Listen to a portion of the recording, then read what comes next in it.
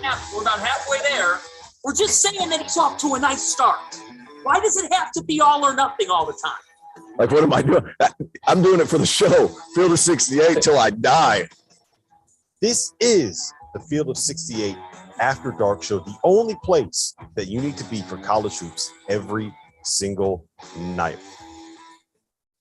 And we are live once again. Welcome to the Saturday evening edition of the Field of 68 After Dark. We are here live on Sirius XM, channel 84. That is the ESPNU station. We are streaming on YouTube and on Twitter right now. If you're watching on YouTube, please hit that like button, jump in the chat, ask us some questions. We're going to be answering them during breaks. My name is Rob Dauster. We are presented by our partners over at Bet River Sportsbook. And I'm joined tonight by Sports Illustrated's Kevin Sweeney, as well as former Iowa State and Murray State head coach Steve Prohm. We have so much to get into. It was a loaded Saturday. Auburn, Kansas, and Arizona, they all rolled. Memphis may or may not be back. They went into Houston and picked up a win today. And we have a couple of elite matchups right now on the West Coast that are currently at halftime. But before we get into any of that, we have to talk about a couple of powerhouse teams that suffered injuries today. We're going to get to Ty Washington and Kentucky and what's going on with him here in a minute, but we need to start things off by talking about the Baylor Bears.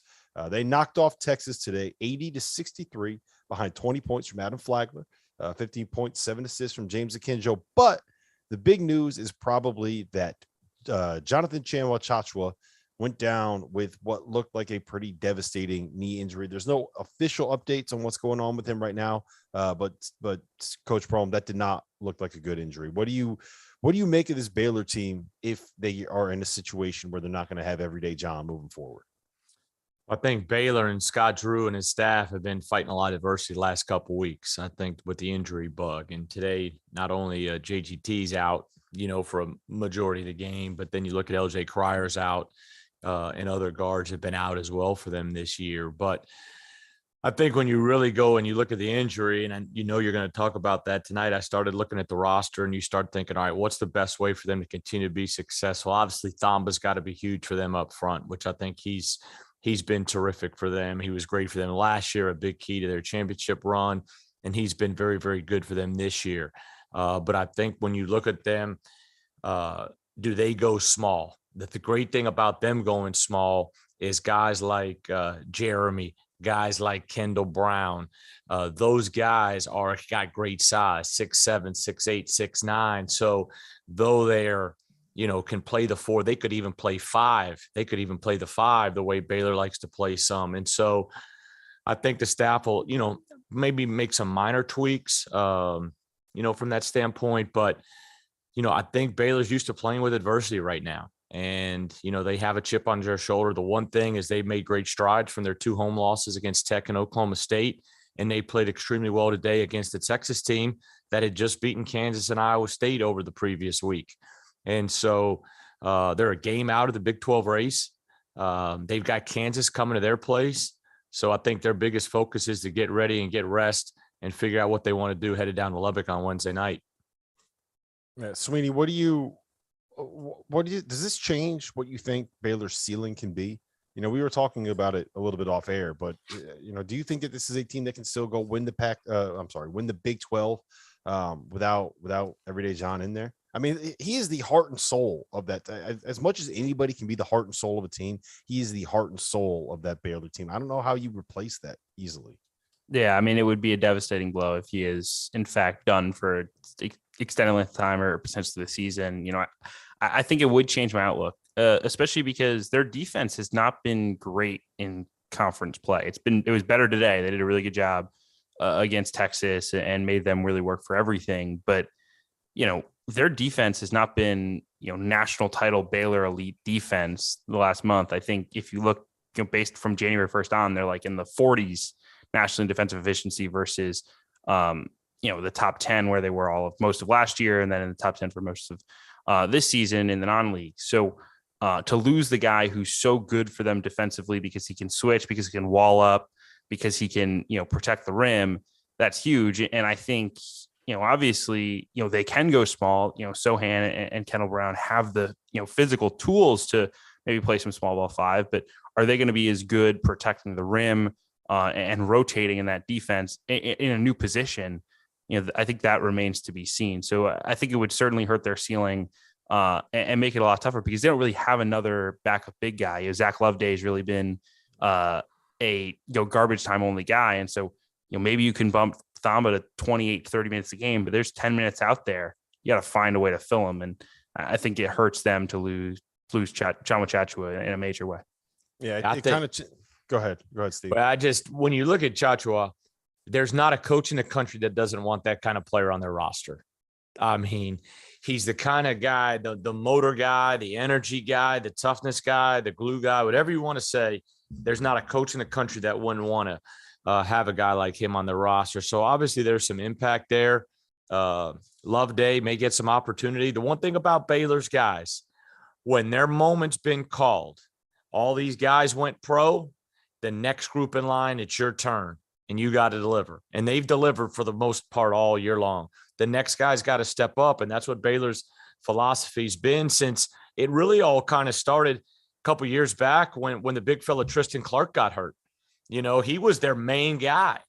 And then he gets hurt and the team starts to transform. And it was a team that wasn't supposed to be an NCAA tournament. And from there on, they've really just kind of adjusted and now they've become a national powerhouse. Yeah, I was about to say that it was the 2018-2019 team, I believe, when Tristan Clark went down halfway through. And then they lost Mario Kegler. And then Mekhi Mason was in and out of the lineup. And they just had these guys that were randomly popping up that, happened to be Jared Butler. Or someone that popped up and happened to be who else was it? I think King McClure was on the team, but it was Freddie Gillespie came in off the bench, and he ended up being like an NBA player. And Devontae Bandu, remember Devontae Bandu just came off the bench, flamethrower off the bench. So that Baylor program has had a way of being able to thrive in next man up scenarios. We were actually able to we have some boots on the ground in Waco right now. Talia Goodman, who is the daughter of Jeff Goodman and the very clear and obvious media talent in that family. She was at the Texas and Baylor game, and they were able to catch up with Scott Drew afterwards.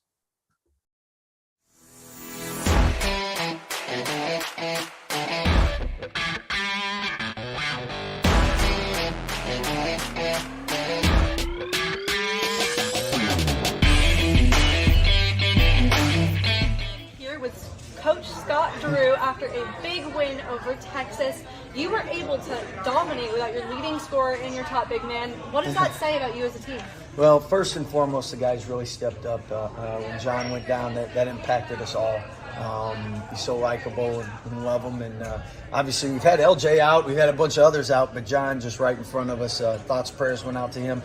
Really credit Flo for stepping up. Double, career high in block shots.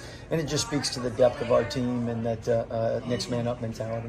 I know it's early after the game, but do you have any updates on the status of? Not yet, and we're praying and hoping for the best. So hopefully we have good news because we have enough guys out. Our trainer's getting a bigger team than we're getting, so he doesn't need them. And Adam Flagler obviously had a great game today. Started 4 for 4, ended the game with 20 points. What impact did he have on today? Well, Adam's someone that's not still 100% and did a great job being efficient and not forcing things and playing within himself. And I tell you, him and James in the backcourt really allow you to go to bed at night and sleep well. And once we can get LJ back and Dale, I mean, those guys do a great job.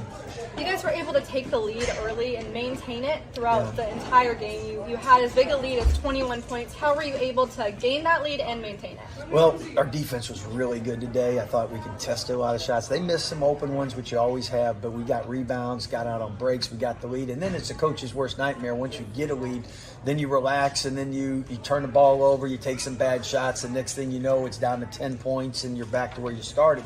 And really credit our guys. They made a run, but we answered it, never got down to where it was 6 points, 7 points, and where they really threatened. It was a great win today. Thanks so much.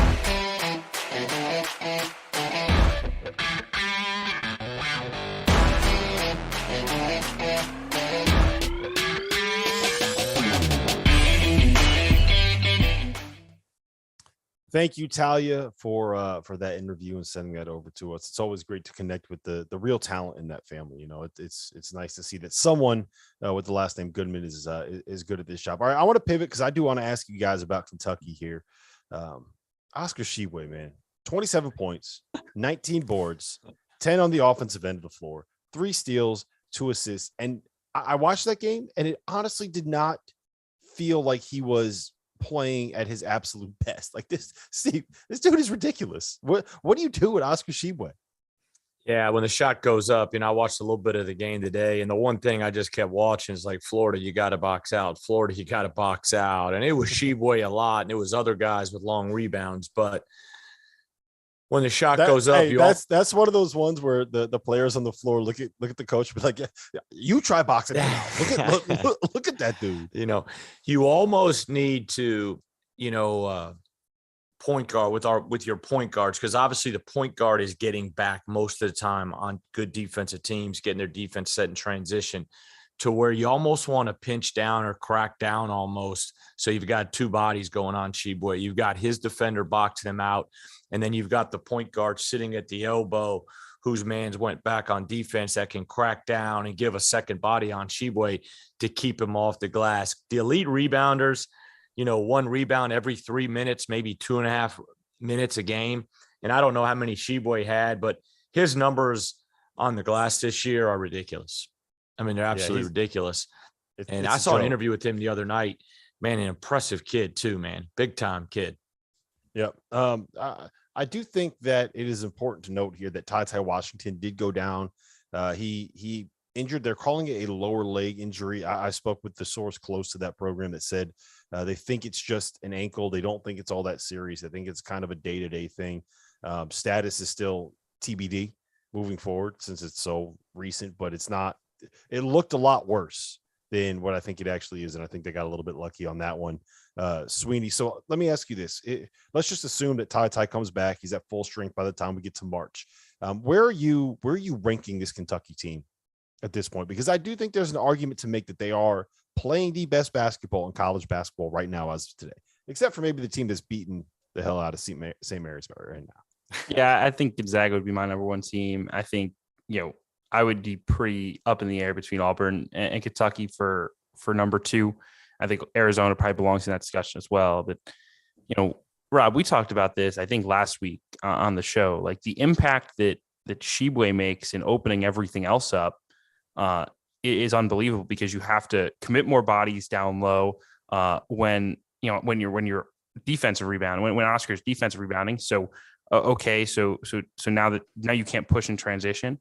But Kentucky gets tons of leak outs, and Tshiebwe runs the floor so well, right? Like, the way he runs up and down the floor all game and still plays 38 minutes like he did today, or play 37 minutes. Like, he is on the floor. His fitness is maybe the most impressive thing about him, because he plays such a physically demanding style of play. He's on the floor all the time. I mean, he's so impactful to them. So when you have 2 great ball handlers in Wheeler and Washington, as long as obviously Ty's healthy, you have guys who can make threes. You have this dominant force on the interior. You've got guys who can defend. You've got bench guys who are really buying into their roles. I thought Lance Ware's 14 minutes today were really, really solid. He's coming into his own. He had 7 rebounds in 14 minutes. You sign for that every day of the week. Kind of adds to their dominance on the glass. Like, they're a physically imposing team. You know what's good about that?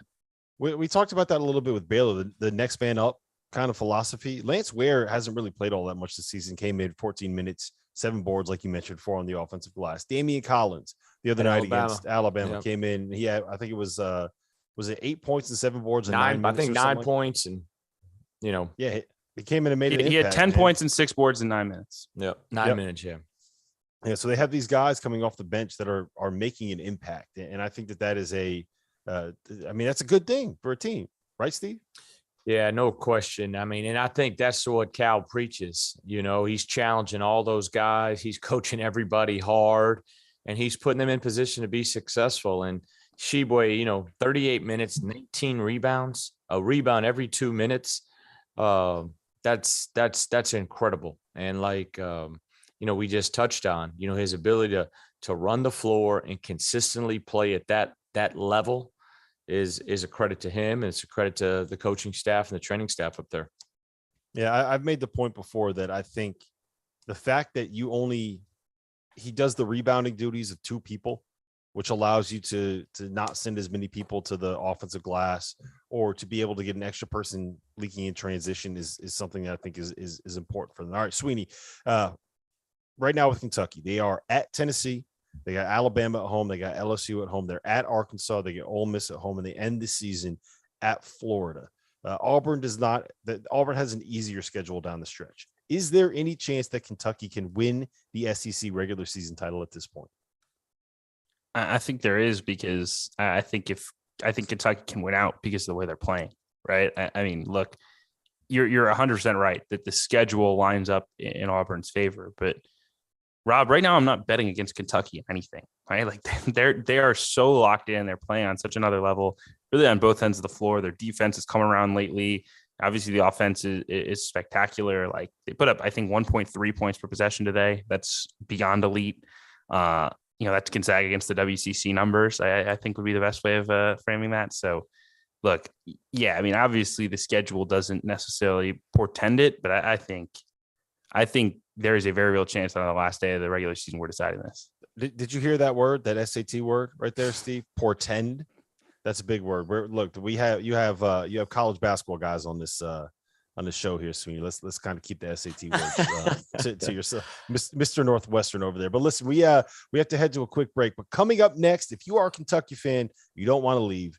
Right now, I think the consensus is Auburn's a number 1 seed, Gonzaga's a number 1 seed, and Arizona's a number 1 seed. And we're going to tell you why or why not Kentucky should be ranked above Kansas and be that 4th number 1 seed.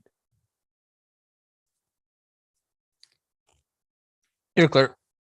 All right, Dagan, what do you got in the chat for us? Quiet night in the chat so far. So everybody, drop your questions. I'm wondering where all those Kentucky fans were that have been around all week telling us we're wrong on Kentucky. But anyway, let's jump right into the questions. This is actually two questions. Is Arkansas still the 3rd best team in the SEC now after losing to Alabama? So the first question, was Arkansas ever the 3rd best team in the SEC?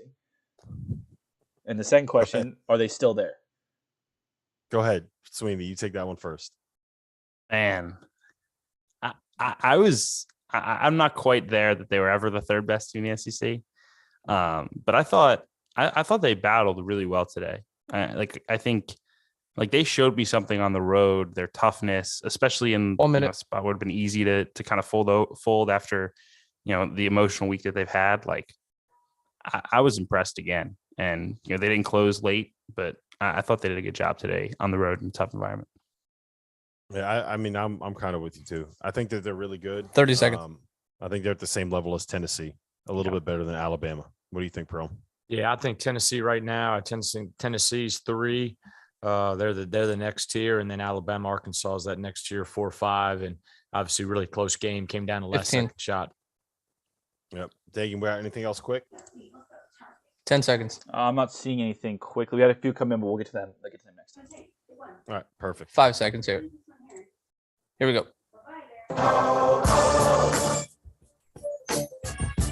We are back. This is the Field of 68 After Dark. We are live on Sirius XM Channel 84. That is the ESPNU station. We are streaming on YouTube. Please, if you're watching over there, drop some questions for us in the chat. Hit that like button, hit that subscribe button. All of that stuff really does help out the channel. All right. I teased it before. Arizona right now looks like they're going to end up being a 1 seed if they don't do something dumb. Auburn looks like they're going to end up getting a 1 seed if they don't do something dumb. Gonzaga right now is up by 20 on St. Mary's at home. What we thought was going to be one of the toughest games that they have in the WCC. I feel pretty safe saying that they're going to end up being a number 1 seed in this year's NCAA tournament, which brings us to that 4th number 1 seed. Now, there are a bunch of teams that are in contention, but I think the most interesting conversation to have at this point is Kentucky versus Kansas. Sweeney, I'm going to you first on this one. Kentucky right now, 5-4 against quadrant 1 opponents, 4-0 against quad 2. They don't have any other losses other than a quad 1 loss. They are 4th in the net, and they are 3rd right now on KenPom. Kansas, they have a little bit of a stronger profile at the top. They're 7-3 against quad 1, 6-1 against quad 2. They have 13 wins at the top 2 quadrants. There are not very many teams that have a record that is that good. Right now, gun to your head, I'm making you make a decision. Who is your 4th number 1 seed? I think it's Kentucky. And for me, I think it would have to be overwhelming resume-wise in favor of Kansas to give them the nod if it's a conversation, given that Kentucky dominated them on their own floor, right? Like, and again, it's the committee's job to evaluate 30, 32 games, whatever the case may be. to me, like if I'm in the room, if it's at all close, the tie has to go to the team that blew out the other on the opponent's court. So, look, I think Kentucky's resume is solid enough. I think obviously they're going to have some opportunities here in the next couple of weeks to bolster it further, right? Like if they can get at Tennessee and at Arkansas, if they win both those games, they're going to really boost that resume even more than it already is right now. And I think as long as it's close, it has to go to Kentucky. Right now, it's close enough. Again, if Kentucky loses a couple of games down the stretch and Kansas separates, maybe you get in a situation where it goes to Kansas. But to me, that game, that common opponent game, to me has to matter enough. Yeah, Prohm, where you at? I think right now today I'd put Kentucky as the number 1 seed. Without question. Obviously, it's very close. You could debate it a lot of different ways. The interesting thing to watch is though Kentucky has more opportunities because of their games at Tennessee, at Arkansas, at Florida, games like that, even home LSU, those are also opportunities that they could get beat as well. I mean, those are tough games and tough environments.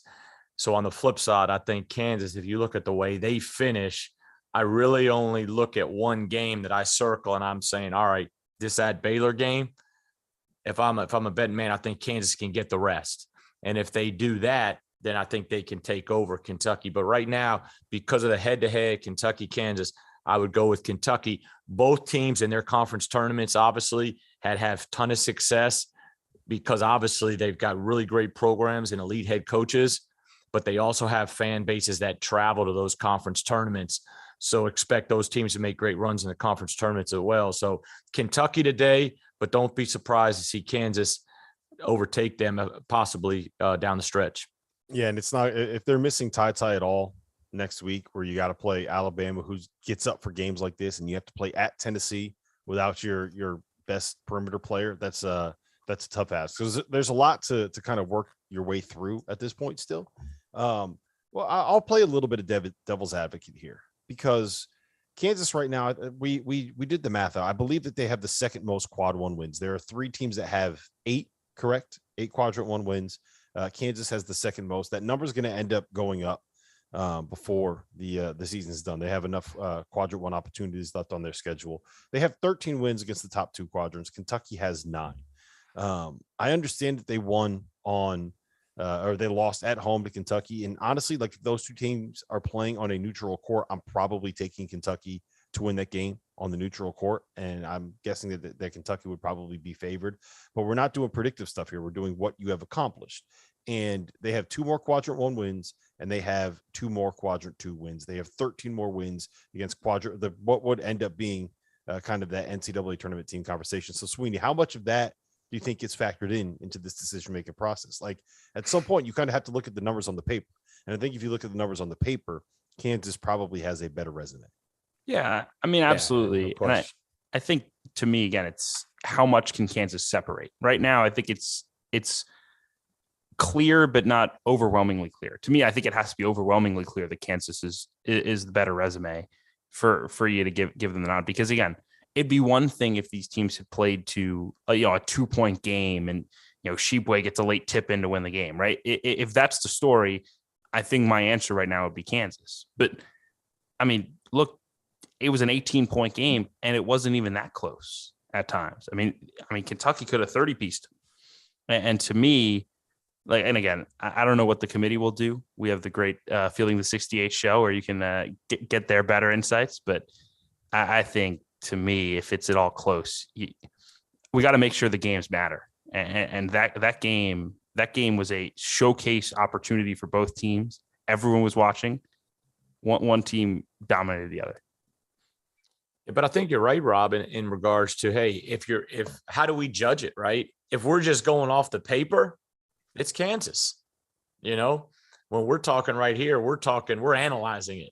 But if you're just going off the paper that they say these are the rules or these are the requirements, then Kansas is your number 1 seed if you look at the quad 1 and quad 2 components. Yeah, and that also brings into a little bit of a conversation that we had off air where if a mid-major team had North Carolina's resume right now, we would not be talking about them as a potential NCAA tournament team, right? If Murray State right now had North Carolina's resume, we would not be talking about them as a potential NCAA tournament team, but they're North Carolina. and they're in every bracket. And I do think it's important to when you're projecting this stuff to make very clear that it's not computers, it's not metrics. You're not going strictly off the net. There are 12 human beings sitting in a room looking at a bunch of pieces of paper, deciding which one they like more. And the human element is always going to be a factor in this, whether you like it or not. All right, I want to talk about some of the other teams that had big wins today. Gonzaga, they are currently up. I think they're up 19 right now on St. Mary's at home with 15 minutes left in that game. Auburn put up 75 points. They beat Texas A&M 75-58. Walker Kessler, triple-double, 12 points, 12 boards, 11 blocks. Per my sources, that's pretty good. Arizona is down by 14, 8 minutes into the game, and turned it around and won 92-68 at Washington, who before that had been 8-4 in the Pac-12. Duke went into Boston College and beat up on the Eagles. Sweeney, which of these elite teams were you the most impressed by today? I think Arizona, because we saw again that they just have like a completely different gear, right? I mean, they are doing to Pac-12 opponents what I don't recall another team being this dominant in a power league at times. I mean, they are just mowing through these teams, right? I mean, like you said, they were down 14 in the first half, and by halftime we're up double digits. By 10 minutes left in the game, it's completely over, right? I mean, they are capable of going on 40 to 10 runs. And again, Washington's not a great team. Washington was 8-4 in the Pac-12 coming into today. I mean, they've been scrappy. So I just think it's so obvious when you watch them how talented this Arizona team is, how overwhelming they can be, how good their front court can be. And today was just another reminder of just how dangerous Arizona can be come March. They portended the scrappiness, Prohm. Which of those elite teams were you the most impressed by? I could co-sign on Arizona for sure. It seems like week to week, the weeks go by every Saturday, and you kind of reflect on the week. It's like, golly, man, the more you want to watch them, the more you want to hype them up, the more you want to make them a legitimate number one seed and a team that can play in New Orleans, the Final Four, and have a legit chance to win a national championship. But the one thing about Auburn, I will say, and obviously it's always Kessler and it's always Jabari Smith. Flanagan had 16 points today.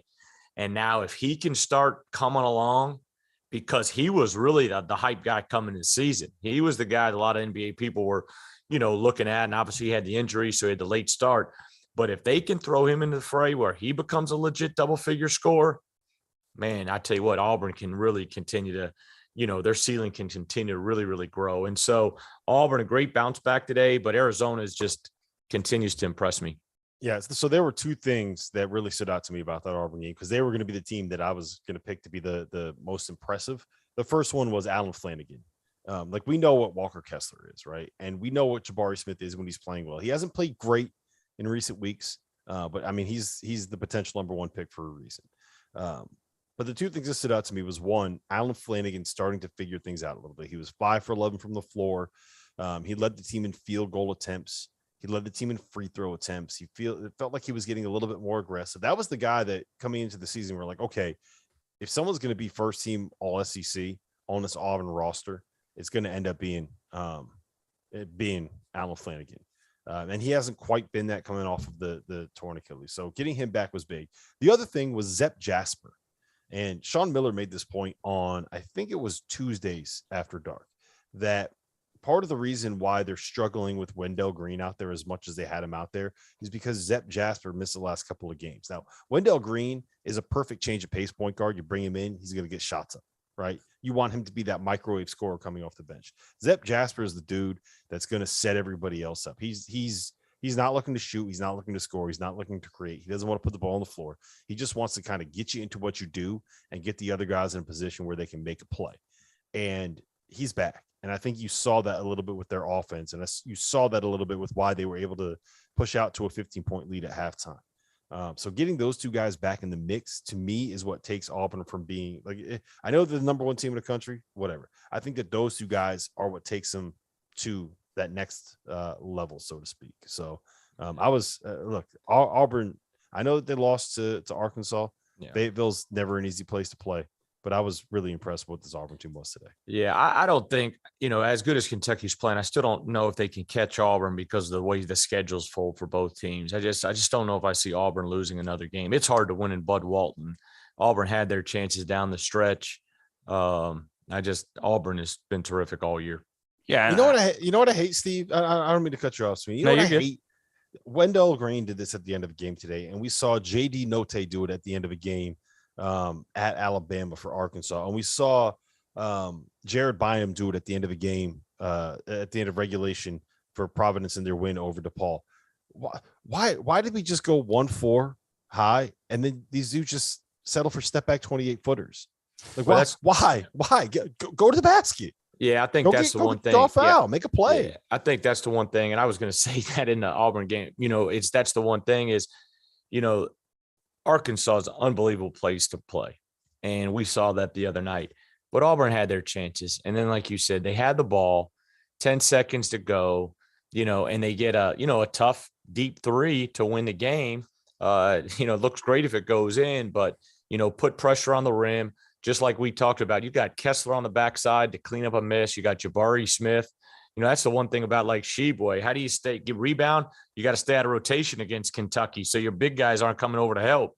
But yeah, you hopefully, especially if you're in the bonus, double bonus, get a paint touch, put pressure on the rim, play drive and kick, or drop it off to somebody, and hopefully be able to get something easier. But that's the one thing. Auburn, that's one loss. They're fine. I still think they won't be the number one team ranking wise on Monday. Gonzaga will be that, I believe, but I still wouldn't bet against Auburn. Yeah, my 10-second take, Rob, was just going to be that if you believed Auburn was the best team in the country before the Arkansas game, I don't think that game should have changed your mind. Now, maybe you changed your mind because of Georgia. I do have one question real quick. Sure. So you said that this was just the second loss of the season for Auburn, right? Who was the first team to beat them? Oh, man, here we go. Do you guys know? The UConn Huskies. That's right. Listen, was Hurley as upset as he was after that game in the interview room as he was the other night? He was definitely not as upset as he was on Friday night. But listen, we got to pay the bills here real quick.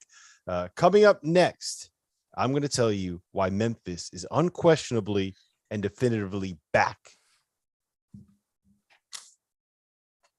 You're clear. All right, we got some questions, Dagan. We got any questions in the chat? Anything good? Yes, we do. Here's a good one. A game I don't think we're going to be able to hit on tonight with everything going on. But are you guys buying stock on Rutgers? Can they actually make the tournament? Sweeney, I know you got to take on this one. The metrics are still tough, but like at some point the wins have to matter, right? And I get I don't think that their resume, when I look at it, is any worse than a lot of the bubble teams if you just ignore that their net was in the 80s. So I think they can make the NCAA tournament. I think you have to factor in how well this team is playing late. The biggest thing they need was a road win. They got one today, a really good road win against an excellent team. Yeah, I'm buying, man. And obviously, the schedule is real tough. Home Illinois, at Purdue, at Michigan, home Wisconsin, at Indiana next 5. So they're going to prove it one way or another. But if they can go even 2-3 in that stretch, I feel pretty good about it. Yeah, I mean, their losses are just horrific, though. They lost to the loss to Lafayette at home might be the worst loss that anybody has for any team that's on the 30. bubble. Like that's Lafayette is 320th, and they lost to them at home. Losing at UMass, not great. Losing at home to Maryland, that's a quad 3 loss at this point. So, but yeah, someone tweeted it. I retweeted it. Someone can look for it. It's a thing. It's a graphic of the Big Ten standings, and it's who is Rutgers beaten, who is Rutgers lost to. 10 seconds. All the bottom teams, it's who Rutgers lost to, and all the top teams who Rutgers beaten. It's bananas. 5 seconds. You're 9-5 in the Big Ten, and you don't get an NCAA tournament. It's amazing.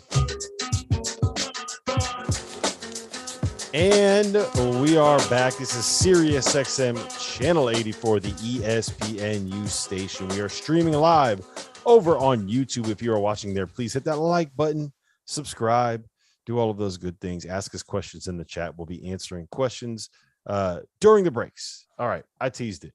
Memphis, they've won 5 straight games. They went on the road today. I know Houston is shorthanded, but they went into that building and they knocked off the Cougars. I think that this team, the way that they're playing right now, is good enough to be able to put together a run to the tournament. Now, they got to win at Wichita. They got to win at Cincinnati, I think.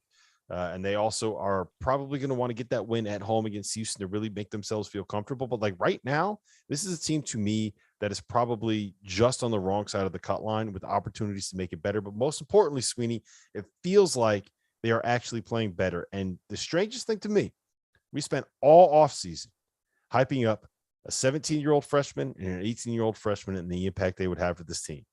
And we're here in February, and they're winning because of a 25-year-old Evansville transfer. How about that? Yeah, I mean, Williams was really good in this game. I think they got back to a lot of what they did really well down the stretch last year, which was playing a lot through him, spreading out, Nolly hitting some big shots. You know, they have now the enforcer on the inside, and Duran, who I thought had one of his better games of late. Today, he was really important against the Houston team that just mauls you on the glass. I mean, he did a great job of. I think they won the rebounding. Yeah, they did win the rebounding battle, which against Houston. Yeah. Against Houston, nobody wins the rebounding battle against Houston. So second time this season that Houston has lost the rebounding battle.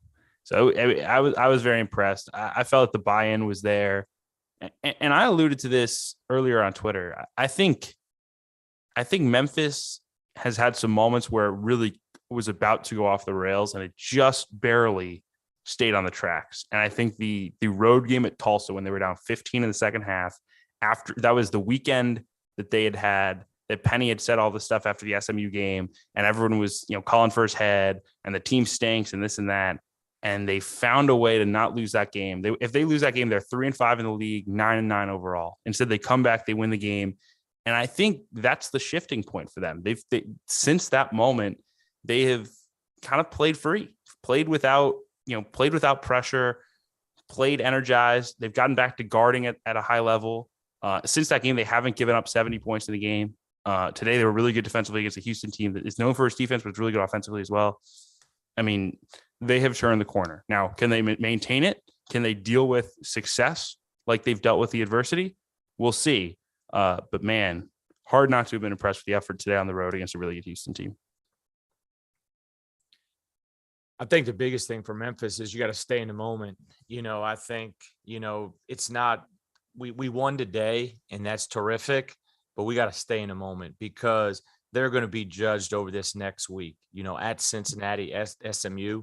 But the one thing you got to give Penny a lot of credit to when people are going to get on them, when it gets off the rails a little bit, it takes a great leader and great character of men to get them back on the rails too, and he's done that to not only the Tulsa win you talked about, because that was huge coming back there, because sometimes those are your toughest games. The environment's not great. Your back's against the wall. It's a big game for Tulsa.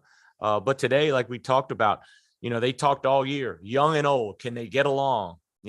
Well, we had a mixture today. Quinones, Nolly, Williams, they combined for 46 points, and then Duran, gets 14-11. But the toughness plays, they hold Houston at 30% from the three. They shoot 10 more free throws. Okay. And they turn them over 19 times and they win the rebounding battle. That's huge. And they did it on the road. They're going to be defined though by this week. They haven't arrived today, and that's, I think, Penny's biggest point. He's got to talk to them guys. It's about, hey, now we got to be great tomorrow. Whether it's rest, treatment, we got to be good in practice Monday, and we got to be ready to go at Cincinnati, because those are going to be two really tough games for them at Cincinnati, SMU. Can you handle success? What was really impressive to me about Memphis today is that they were up for most of that second half. Like they were in control for a long time in that game. And Houston went on an 11-0 run with to take a 5-point lead with, I think there was 3 minutes left in that game. And Memphis immediately responded and scored the next 11 points. They get down 5. They call timeout. Landers Nolly bangs a 3. And then the possession after that, I think DeAndre Williams hit a 3. They hit back-to-back threes in the span of about 20 seconds to take the lead and then score the next 6 points. So they went from basically giving a game away on the road that they needed to win to answering a run from Houston with a run of their own to win on the road in that environment, which is just that's not, I don't think that's something that they would have done 2 months ago. They still have the turnover issues. That's never going to go away because there's no point guard on the roster. But it feels like there's actually leadership on this team now. It feels like the people in that locker room are all fighting for the same thing and all trending in that same direction. It feels like everybody on the court has the same goal and wants to do the same things at this point. And Sweeney, I can't help but notice that all of this is happening with one specific kid missing. Yeah. I mean, I think it's worth wondering whether you want him back in the mix at this point, right? Obviously, he's unbelievably talented, right? Emoni Bates is super gifted, but if you've kind of started to figure out the chemistry right now, you're kind of figuring out the shot allocation, everyone's kind of buying into their roles. I wouldn't want him back on the floor this year. I mean, unless it's a really limited, very defined role, I think you roll with the guys you got. You have the talent to get to the NCAA tournament and be dangerous once you get there without him.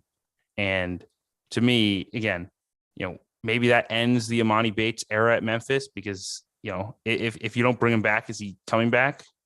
No, but he's might not be coming back anyway. I mean, I think if you've got it rolling right now, you can't mess with it because you add him back into the mix and all of a sudden things could go haywire once again.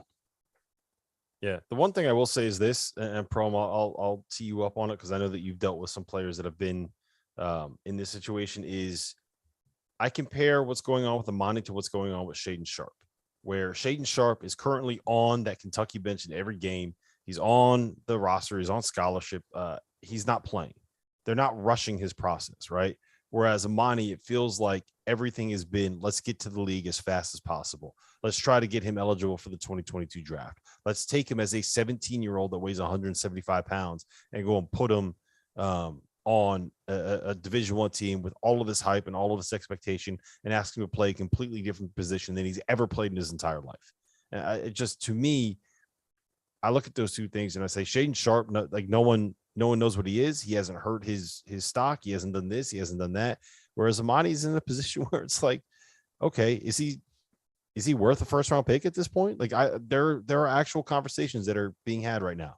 I look at those two situations and the way they've been handled. And I think that one's been handled well. And one I don't mean to second guess, but I think that there's people that wish they did things a little differently. Yeah. I think at the core of it, what is the best thing long-term, for the student athlete, and what is the best thing to put them in position to be successful? And, I kind of always go back to like point guards, and, we've been fortunate over the years of had some really good guards to where, hey, you are a point guard, but you may not right as a freshman have the ball in your hands as a point guard from day one. And that's not a knock, but that's to put you in position for you to get comfortable, to you get adjusted to college, to you to make plays off ball reversal instead of having to initiate, breaking defenses down, And now you start getting comfortable. Now you start getting, some more experience and some confidence. And then as you, grow, now we start moving you over to the, to where you're the dominant point guard and have the ball in your hands as those older guys move on. And I think at the end of the day is what's the best to put them in the best situation to build confidence and make sure that they're ready. And I think that's the job as a coach. Yeah. Being ready, I think, is the key. It just did not feel like Emoni was ready for all of this. And I don't necessarily think that was his fault. I think it was the fault of, I don't know if it was anybody's fault. It's just the situation that we're in. All right. I want to do a little bit of a bubble wrap here. Sweeney, I'm going to go to you first. Ohio State lost at home to Michigan. I think it ended up being like a 15-point loss, but it was like a 2 or 3 possession game for most of the second half. As of last night on the fielding of 68 or fielding the 68 show, Michigan was one of the last 4 teams in. Do you think that they are still in the field as of today? I do. I don't think this loss hurts them necessarily in the grand scheme. I think the biggest thing that they needed was a resume topping win, and they got it this week with the Purdue game. It boosted their metrics up in a major way as well. Like, to me, again, they're going to prove it one way or another in the next month because they've got a gauntlet in the Big Ten. Yeah. But if the season ended today, if putting it back together, I think they'd be headed to Dayton in the first 4. Yep. They finish at Iowa, at Wisconsin, Rutgers, Illinois, Iowa, all at home, and then at Ohio State. That is a brutal run-in for their schedule. Prohm, North Carolina jumped out to an 18-0 lead. I believe they were up 27-1 against Florida State at home. We had them as of Friday night as one of the first 4 out. At this point, do you think North Carolina is a tournament team? Yeah, I think, and the other night I was on, and, obviously when you look at the metrics and the quad 1 wins, and I believe now with the Michigan win and then Michigan beating Purdue, that became a quad 1 win. But I just think at the end of the day, it's going to be hard to keep a team out right now that's in second place, 10-4 behind Duke and Notre Dame in the ACC. I just think it's going to be hard to keep a 10-4 ACC team out of the NCAA tournament. And so I've got them in, whether that's an 11 seed or a 12 seed, 11 seed in Dayton, something like that, 10, 11, 12. But I've got them in for sure right now. Yeah, right now they finish the season. They have at Virginia Tech and at Duke are the 2 quad 1 opportunities left for North Carolina. I think they need to win at least one, if not both of those, to really make it so that they feel comfortable on Selection Sunday. 2 more really quick. All right, Sweeney, I'm going to you on this one. Oregon, as an 11 seed in the fielding the 68 bracket as of Friday night, got whooped at home by Cal. You cannot get whooped at home by Cal. Are they still a tournament team? I think they're out. I think the only thing they the only thing they had to avoid doing was lose to a really bad team. And not only did they lose to a really bad team, they got the doors blown off them at home. They're out right now. Yeah, that's a quad 3 loss and a bad looking quad 3 loss. Oregon has 3 of them now. They have 3 quad 3 losses and 2 quad wins. Last one, Miami on the road. They beat Wake Forest. Are both of those teams getting in? Is it a 7-bid ACC? Is that what you're telling me? I think 5 right now. I think Carolina, Duke, Notre Dame, Miami, Wake Forest, and I think Virginia's coming.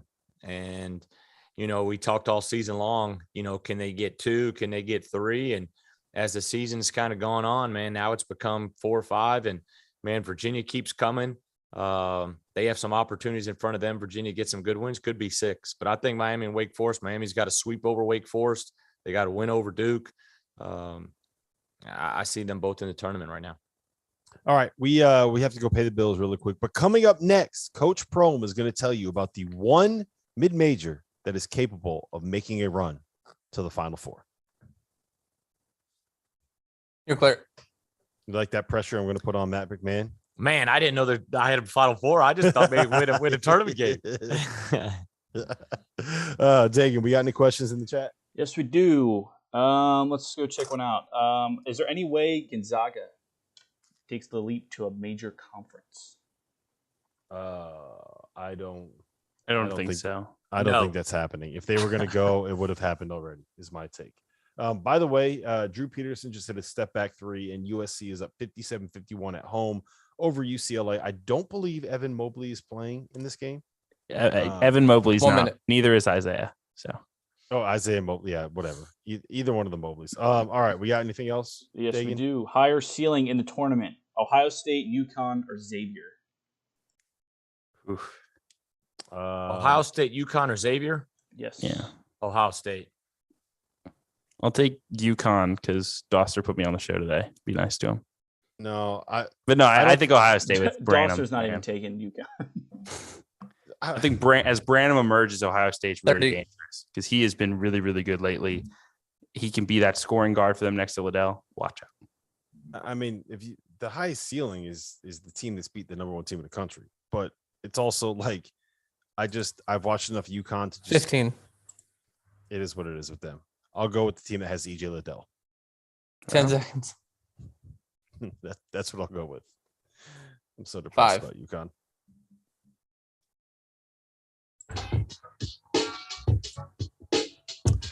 We are back. This is the Field of 68 After Dark. We got about 10 more minutes here on Sirius XM Channel 84. That is the ESPNU station. We are still on YouTube. We are streaming there. Go make sure that you hit that like button, you hit that subscribe button, jump in the comments. We're going to be doing the After Dark afters as soon as we are off Sirius. So I have Steve Prohm. I have Kevin Sweeney here with me. My name is Rob Dauster. I want to ask you guys this. Sweeney, I'm going to go to you first on this one. We've talked about 15 or so different games today. What is the one that we haven't talked about yet that you think was the most impactful result, the one that you kind of circled, the one where you said, okay, this was a big deal? Well, let's go to the bubble. And San Francisco went on the road to Santa Clara and got a quadrant 1 win. That was huge for them. They needed to bounce back. They lost to Portland early in the week. That was a really bad loss. Like this was a game that San Francisco needed, and they needed to move the needle in doing so. And they won by 16. They were dominant. Masalski, their big kid, was huge at 19 and 10. Like, to me, San Francisco, I think people were too fatalistic after the Portland loss that it was going to knock them out. I thought they still had a good chance to make it, but they needed to win at least one and probably both of road Santa Clara and at St. Mary's. And today they took a strong step in the right direction with a blowout win, a convincing win over a very good Santa Clara team. That was not where I expected you to go on that one. Prohm, what do you got? What was the game that you were the most impressed with? You think stood out the most? Well, you better go with your guys here. You got to go. Yeah, that's what we've talked here. about a lot of games, but I think Murray State. I think when you get ranked, especially at the mid-major level, you only get one shot at it, so to speak, and so you have no room for error. And they played on the road Thursday night in a hostile crowd, got down big early, came back, controlled the game, and KJ, the big fella, was had 39 points, and then they had a quick turnaround. Less than 48 hours.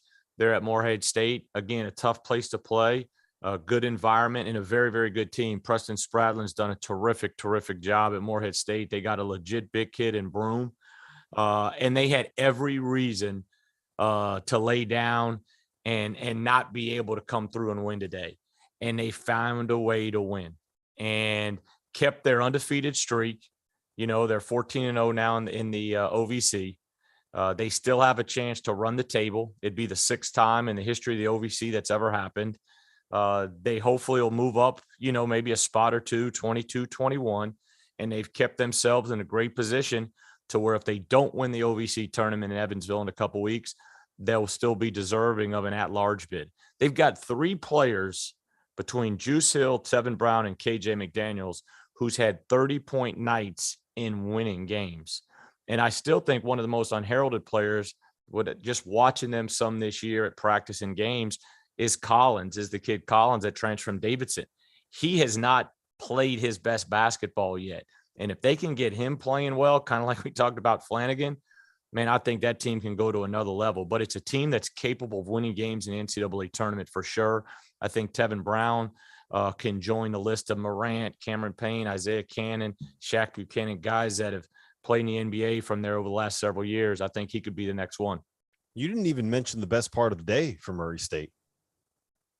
Their win at Memphis is going to look so much better now that Memphis has a win at Houston. It's all about the metrics, and that's the kind of thing that's going to really boost up those metrics. Now, let me ask you this.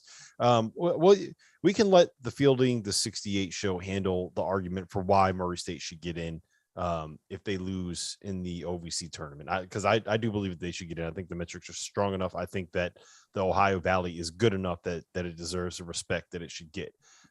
Tell me why they can win a game in March. Why is this team good enough to be able to make a run? Well, I think just listening to, I think you guys heard the other night when you guys interviewed Matt, I think they're top 25 in both defense and offense nationally. I think they're balanced number one. I think they got great balance and very, very efficient offensively. And when you have great guard play, they've got a tremendous point guard in Juice Hill. Okay, they've got Collins and a transfer from South Carolina, Trey, that bring toughness and energy to the perimeter. And then they bring a legit wing scorer in Tevin Brown.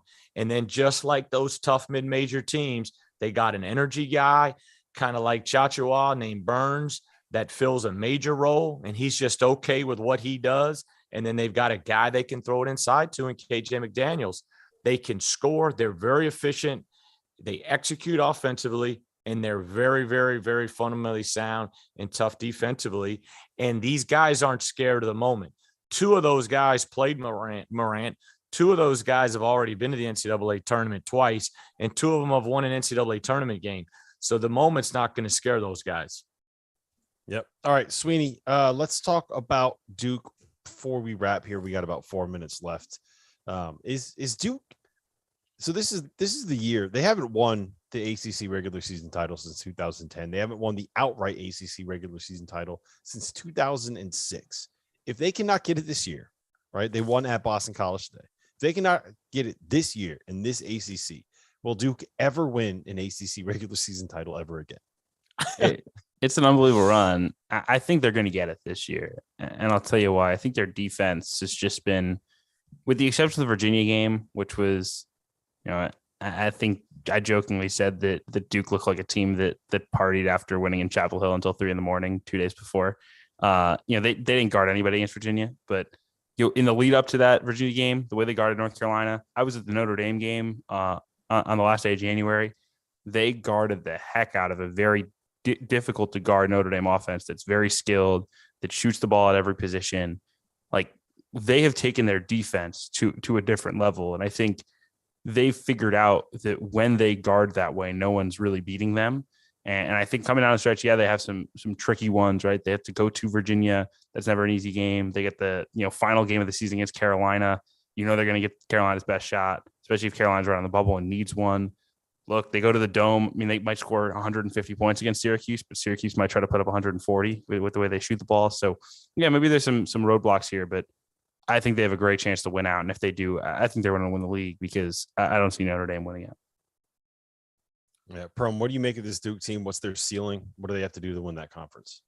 I tell you what, the one when you look at both those, and obviously Miami and North Carolina are just a game back, but I like Notre Dame's schedule down the stretch. I think at Wake Forest, at Florida State are the two scary ones. Their home games are games they should win. If they can win at Wake Forest and take that momentum down to Florida State, it puts pressure for Duke to go to Virginia and win. I think that's the big one for Duke. Can they go to Virginia and win? I just think talent-wise, after Virginia beat them, Duke, if they're dialed in, like Kevin just said, I don't see it. I think Duke goes and wins these last 6, but I just think Mike Brey. I don't know if they get it done at Virginia. I don't know if they can. It feels like Virginia's kind of figured this thing out a little bit. Yeah, right? Mike They've Brey. won. Go ahead. I'm sorry. No, I was just going to say Virginia's won 4 in a row and 5 of the last 6. We've been talking. T.O. made a great point on I think it was last Monday that we've been talking about how Virginia is a year away. Well, now is basically when the guys that are a year away kind of figure things out, right? Yeah. So it feels like they're kind of there now. They are at Virginia Tech and at Miami, then they get Duke at home. So if Virginia's going to find a way to get to the tournament, it's going to be these next 3 games. Yeah, I like Notre Dame. Just listening to Mike Brey after the Clemson game, I think they have a swagger about them. Like, hey, we got a chance, man.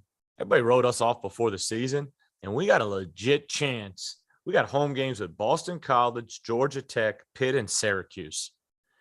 And if we get a split at Wake Forest and at Florida State, we'll probably at least split for the ACC championship. Yeah, they gotta win one of those at Wake Forest and at Florida State, who it kind of feels like Florida State has. I don't know. It feels like they're dead. That just kind of, I think that's where we're at right now with Florida State. But listen, this has been the Field of 68 After Dark. If you're still around, make sure you go jump on YouTube, find the stream, the Field of 68 After Dark Afters. We're going to be answering your questions. We're going to be jumping in the chat. It's fun. We're going to keep it going. We got to watch the end of this UCLA Gonzaga game. So for Steve Prohm, for Kevin Sweeney, my name is Rob Dauster. Thanks for being here on your Saturday night. And you're clear. All right.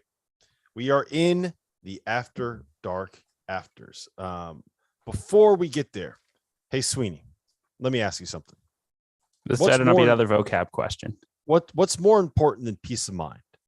Nothing. Nothing's more important than peace of mind. That is what NordVPN is here for, to give you peace of mind while you are online. And with all of the threats that you face today on the internet, it is more important than ever for you to be sure that you have the best VPN that you can get. NordVPN is the world's best VPN service, offering the fastest connectivity, the most servers, and next-gen encryption to make sure that you do, or everything that you do online stays online. And we know that everything that you do online needs to stay secure. We don't need to see that. So you can use NordVPN on all of your computers and devices, no matter what the operating system is. And with NordVPN's unlimited bandwidth, you never have to worry about a slow connection either. And plans start at just under $4 a month. So grab your exclusive NordVPN deal by going to nordvpn.com/Bleav or use the code Bleav, that's BLEAV, to get up to 70% off your NordVPN plan, plus 1 additional month for free. It's also risk-free with Nord's 30-day money-back guarantee. Hey, Prohm, you want to make some money? Yeah. What do you want me to do? How about you invest it in an exciting asset that's outpaced the S&P 500 by 164% for the last 25 years? I am talking about art. Masterworks is the new investing app that lets you invest in blue chip paintings from icons like Picasso, Monet, and Andy Warhol without needing millions of dollars. Over 300,000 people have already signed up. Get priority access with our unique promo code at masterworks.com. Masterworks.art/believe. That's masterworks.art/believe, BLEAV. So yeah, Masterworks, man. You're going to invest in some art with me, Prohm? What do you think? Let's do it. Let's do it. We get a big Yukon thing, right? Big Yukon painting, man. No, we do not. Just get Danny. You think Hurley's Picasso's angry got face. one he could sell that he made years back? I would love to see Picasso paint Danny Hurley. I think that's what the world needs right now. Dagan, we got anything in the chat right now? We got anything going on? I just checked it, and it seems like everybody's arguing about Kentucky right now. Yes, here's a good question for you. Is Kentucky the standard of college basketball? What does that mean? That's what everybody's arguing about in the chat right now. Is Kentucky the standard of college basketball? The standard of college basketball. I would make the argument that right now the standard of college basketball are programs like Baylor and Villanova and Gonzaga, where guys go and just develop over multiple years. That's who's winning national titles. That's who's getting the championship games. That's who's making Final Fours. That's who is having that kind of success right now in the game. When it comes to who's the biggest brand, like who is the name that most people associate with, who is the name that you can throw on a thumbnail on YouTube and get the most interaction with, it's probably Kentucky. Yeah. Right. Yeah. I 100% agree. Like from the Baylor, Villanova, Gonzaga, I was talking about somebody about that the other day, but when I went and watched my son play basketball today and everybody in the gym had Kentucky shirts on, you know what I mean? It's just, it's everywhere, especially in this area. Yep. Sweeney, where are you at? Yeah, I think the standard is Gonzaga because there hasn't been a down year. Like, I don't remember the last time Gonzaga wasn't nationally in the national conversation to win, go to a Final Four, right? I mean, even the year they got a 4 seed, they were a team that was in the mix. I mean, you'd probably go back to like the Wiltshire team that was an 11 seed, and even that team was dangerous and just had bad metrics. Like, or had great metrics but didn't have quality wins. Like, they're there every year, and to me, that is what the standard means. Now, is the Kentucky brand? I mean, yeah, 100%. But to me, consistent success, Gonzaga. Yeah, I mean, Mark Few's been in the NCAA tournament every year, but I would say if you were going to pick a high, I would say Kansas. All right, I just had to get that one out of the way. We can move on. We talked enough Kentucky. These Kentucky fans in the chat or something else. Let me tell you. Are you guys selling Marquette after Butler's win after the Butler loss today? No. No. I just think they caught Butler on a day when Butler decided not to miss. Butler is the 242nd best offense in college basketball and scored 42 points in a half. Yeah, and I think Shaka gets, Shaka's got him back all year long. He started 0-3 in the Big East. They came back. They had a couple, tough non-conference schedule, lost 1 or 2 here. They came back. They'll keep coming back. It's Shaka's personality. Marquette will be fine. Yeah, they'll be fine. Yeah, they're going to be fine. Someone just said, is Calipari finally transitioning out of being a one and done guy? They have Ty Washington on the roster. They have Shaedon Sharpe there. Damian Collins was a top 10 recruit. He's not transitioning out of being a one and done guy. He is bringing in those talented players and surrounding them with older dudes instead of trying to play with 9 freshmen. I think that Penny Hardaway showed you how hard it is to play with a team that's built around just freshmen. You need those old guys. Go ahead, Dagan. Okay, we're coming back to me. Let me find the one. I just had it. If you were an AP voter, which that doesn't really matter, what are your thoughts on the top 5 this week? Sweeney, go ahead. You're the closest one to being an AP voter right now. Yeah, okay. Number 1, we will go with Gonzaga. Number 2, I would pick Auburn. Number 3, I would put Arizona. Number 4, I would put Kentucky. And number 5, man. Number 5, I would probably say. I mean, Kansas lost this week. Like, Yeah, everybody lost. You can't. right? You can't Yeah. do it off of. I guess it's hard Just to say judge anybody. teams based Just say on- anybody. I'll go Nobody's Kansas. gonna be I'll go happy with you Kansas. say. So Go just with say anybody. Kansas. Yeah. Kansas at 5, Yeah. despite losing. Who they lose to? Those to At Texas in a At tight game. Texas in the last second. Yeah. So what you're saying is that that Kansas can lose and move up 3 spots. Why are you Well, biased? if I was an Why are AP you- voter, why are you- Kansas was already there. Why are you biased against the Jayhawks? Yeah. I love the Jayhawks. That's why I said about the brand. That's why Kansas, with that brand, they move up. Yeah, there you go. North Carolina's going to get in the tournament with no quad 1 wins. Now they're a 7 seed. Yeah, you're right. Yeah, now that Michigan is in the top 30, they're a 7 seed. Oh, they got a quad 1 win. Look at that. There you go. Proof. All right, Dagan, what let's else keep it we going. got? Let's keep it going. What are your thoughts on Kentucky, Tennessee this week? I don't think we can give any thoughts on that until tie. We know we know for sure. Does what his anyone status is. watch this show other than Kentucky fans? I mean, my goodness. Tonight, apparently not. I think, although that was from a Tennessee fan, from Pro Wrestling. Okay. He's a Tennessee fan, so I got to give him some. Yeah. I have a question. Can I ask you guys a question? Yeah. All right. So I've recited this stat before. If you throughout the history of Ken Palm's database, do you guys know what the lowest ranked team entering the tournament was to win a national title in defensive efficiency? North Carolina in 2009 was ranked 39th. That is the lowest ranked team that has ever won a national title entering the tournament, not after winning the title. Entering the tournament, they were 39th. Duke in 2015 was ranked 37th. They were the second worst defense entering the tournament to win a national title. Do you know what Purdue is ranked right now in defensive efficiency on KenPom.com? I'm going to throw out a wild guess and say 127. Totally not related to the fact that Ken Palm was pulled up on my screen before you started this question. Wow. Is it that low? Yeah, 127. They are a worse defense this year than Iowa was last season, when we all said Iowa does not have a good enough defense to win a national title and make a run in March. Prohm, I'm going to you first on this one. How concerned are you about that? Man, I like Purdue. I really do. Man, they've had some big wins. They've had some tough losses. They'll be ready for the tournament. I don't know how much it really concerns me, from a statistical standpoint, a number standpoint. I still think Purdue is Elite 8, Final 4, type team. And I still would put them in a bracket to make a good run from that standpoint.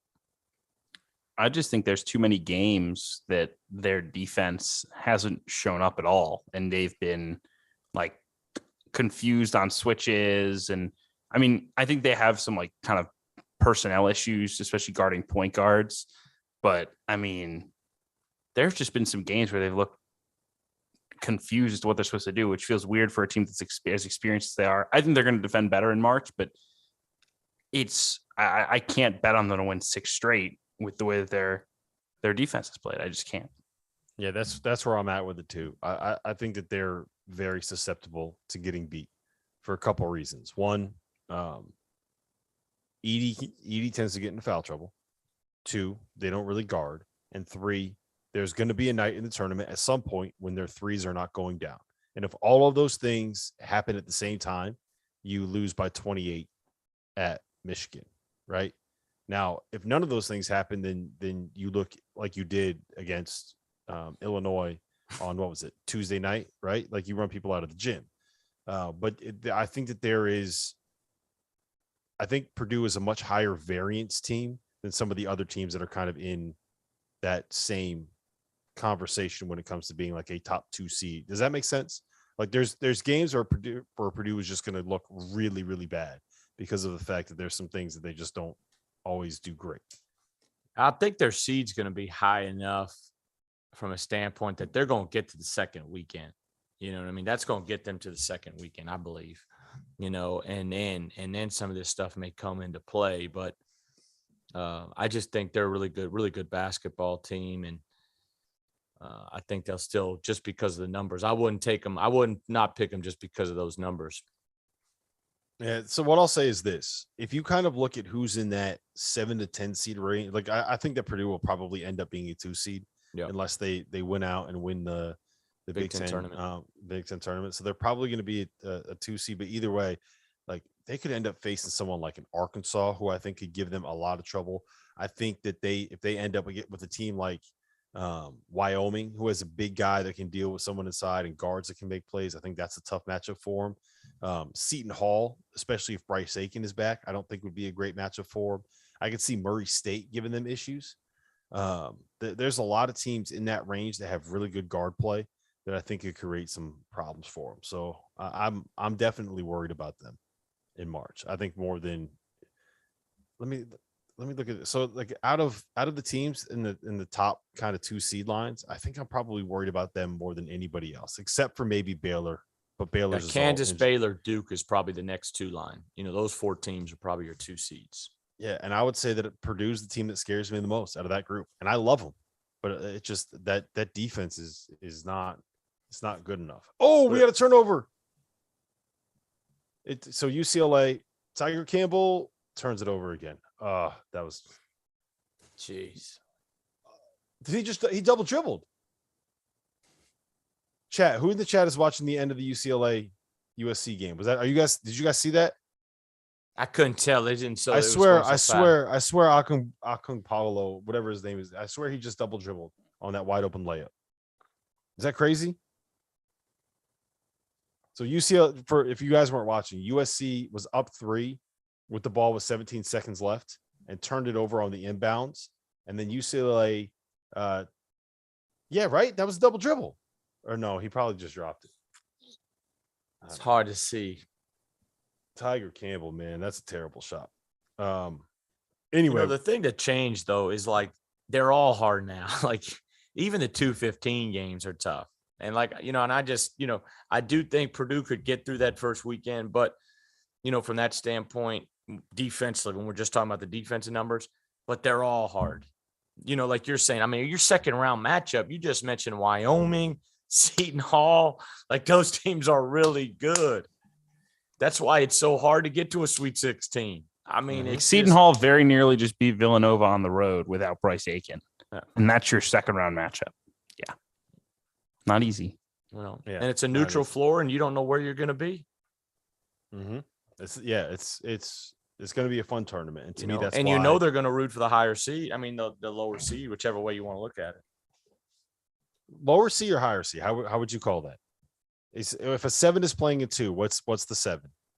I would say they're the higher seed. The 2 is the higher seed. I would say they're the lower seed.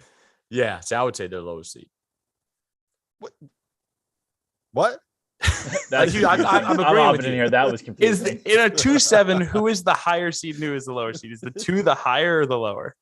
What would you say? I say the 2 is the higher seed, but maybe I'm wrong. The 7, yeah. I'd say the 7 is the lower seed, and the 2 is the higher seed. Yeah. Prohm's like, yeah, I agree. That's exactly whatever you guys do. I'll go with that now. I agree. What you're seeing right now is the fact that Prohm has a newborn at home. That's what's coming out. He's like, I'm too tired to figure this shit out. You guys deal with it. But it is. I mean, look at those second round matchups. Yeah. Arkansas. You mentioned Arkansas. Yeah. Good luck with them, man. I mean, I'll tell you probably what, could give Purdue a lot of problems. Yeah. JD Note would score 39 points and then take the worst step back to win the game, and Purdue would advance. Did you see that shot that he took today?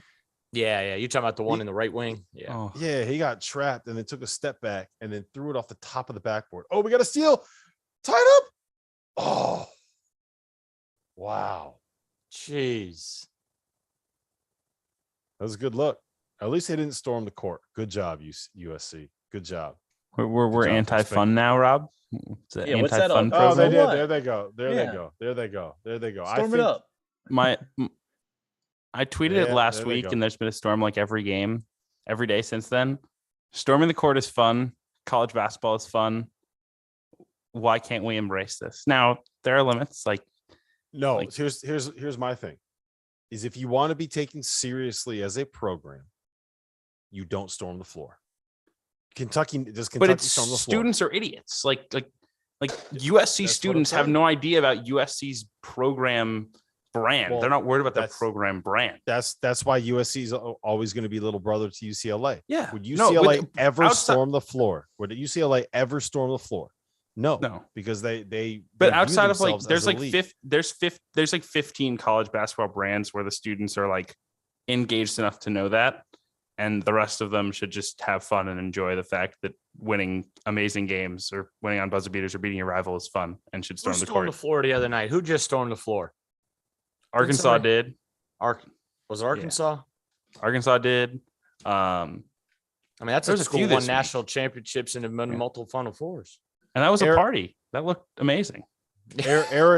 Eric A says it's a rivalry game. Storm the court. Yeah, you do that when you're a little brother and you win a game that you're not supposed to win. So all the students rushing the floor basically said is like, we're not supposed to win this game. UCLA is a better program.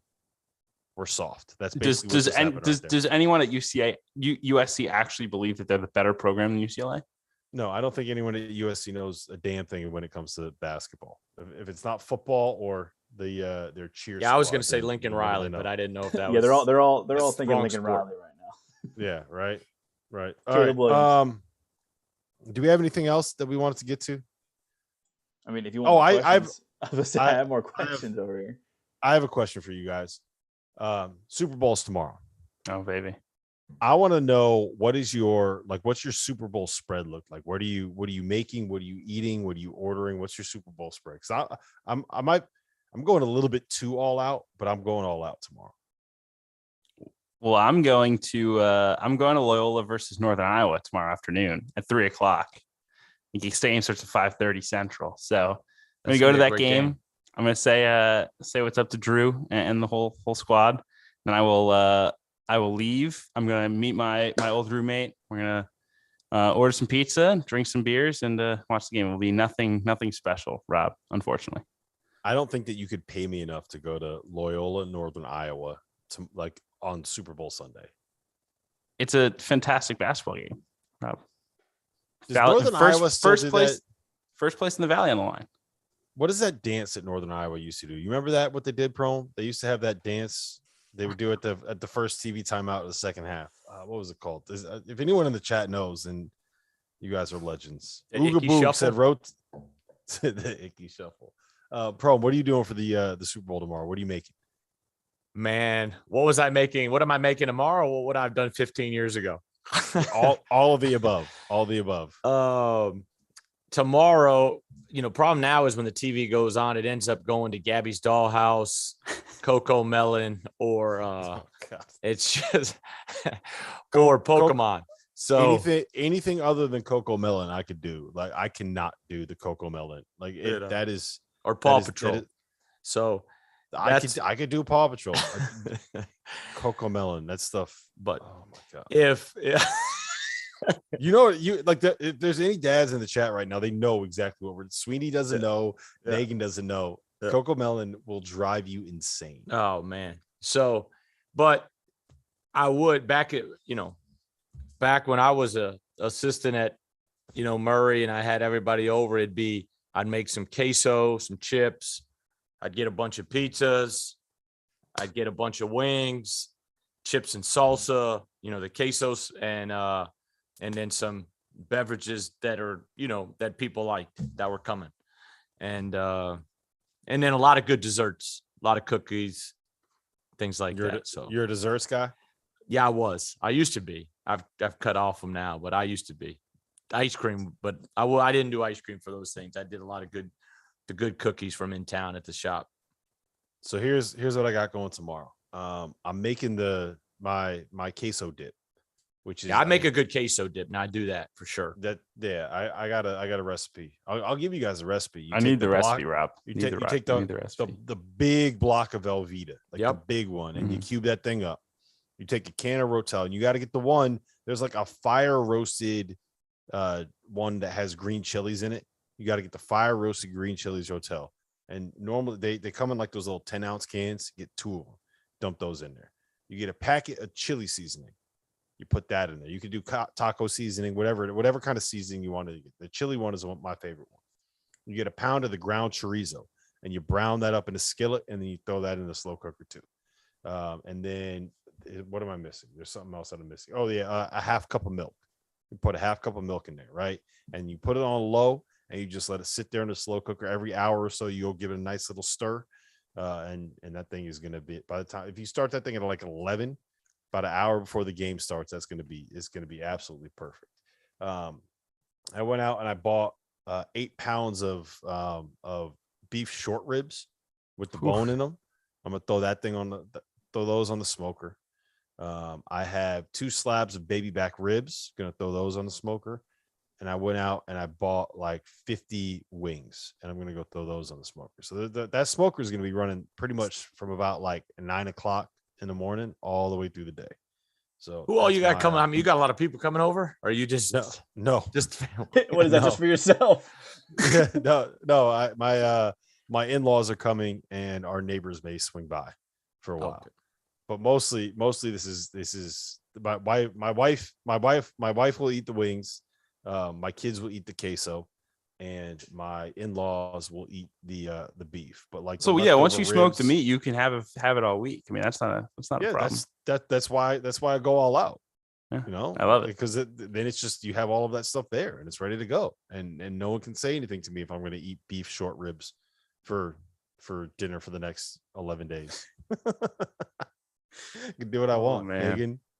All right, let's get to our shout outs and our toast of the night. So I'm going to go to you first on this one, Sweeney. What do you got? I'm going to go back to the West Coast Conference.